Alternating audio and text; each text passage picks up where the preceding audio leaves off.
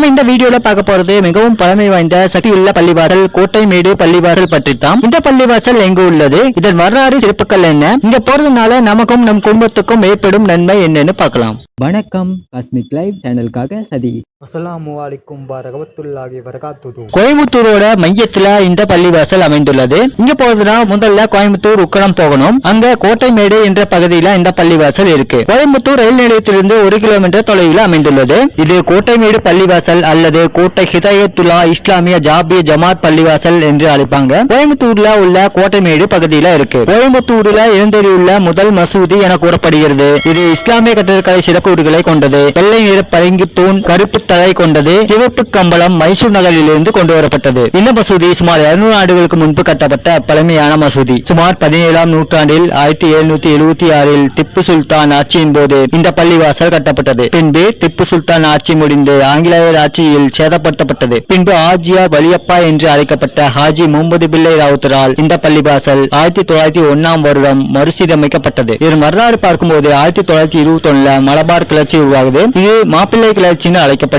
கேரளாவில் இருக்கிற மலபார் பகுதியில ஆங்கிலேயர்களுக்கு எதிராக இந்த கிளர்ச்சி உருவாகுது. மாப்பிள்ளை விவசாயிகளுக்கும் மேஜாதி வகுப்பினருக்கும் இடையே கிளர்ச்சி உருவாகுது. 19, 20ஆம் நூற்றாண்டு முற்பகுதி முழுவதும் மாப்பிள்ளை விவசாயிகளுக்கும் அவர்களின் நிலப்பிரபுக்களுக்கும் தொடர்ந்த மோதல் ஏற்படுது. ஆகஸ்ட் 1921 இருந்து 6 மாத காலம் இந்த கிளர்ச்சி நீடித்தது. இந்த கிளர்ச்சியில 10,000க்கும் அதிகமானோர் இறந்து போறாங்க. 2300க்கும் அதிகமானோர் மாப்பிள்ளை விவசாயிகள் கொல்லப்படுறாங்க. அவர்களில் சிலர் இங்கே இந்த கோட்டைமேடு பள்ளிவாசல் பகுதியில புதைக்கப்படுறாங்க. 1971 கேரள அரசு இந்த மலபார் கிளர்ச்சியின் போது உயிரிழந்தவர்களுக்கு சுதந்திர போராளிகள் கேரள அரசு அறிவிப்பு செய்தது. இந்த பள்ளிவாசல் மறு உருவாக்கம் செய்த ஹாஜி முகமது பிள்ளை ராவுத்தர் அவர்கள் இந்த மஸ்ஜித் அருகிலேயே அடக்கம் செய்கிறார்கள். இந்த பள்ளிவாசல் அருகிலே இருக்கும் தெருவுக்கு இவர்கள் பெயர் வைத்திருக்கிறார்கள்.